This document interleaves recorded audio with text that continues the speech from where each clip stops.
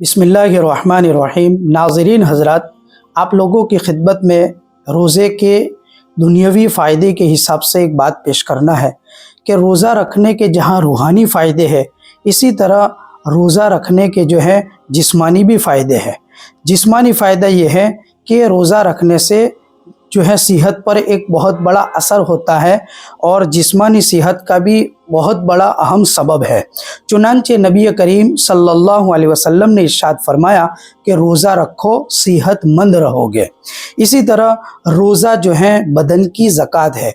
नबी करीम सल्लल्लाहु अलैहि वसल्लम ने इरशाद फरमाया, रोज़ा आधा सब्र है और हर चीज़ की ज़कात होती है और बदन की ज़कात रोज़ा है।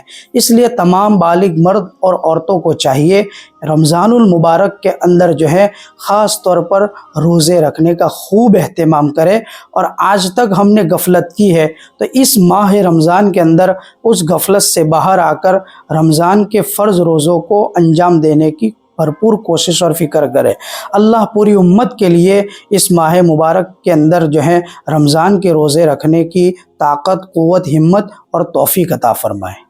मुफ्ती साहब के YouTube चैनल्स को सब्सक्राइब कीजिए और इनके ताज़ा बयानात के जरिए अपने इल्मी, इस्लाही और फिक्री अबियारी करते रहिए।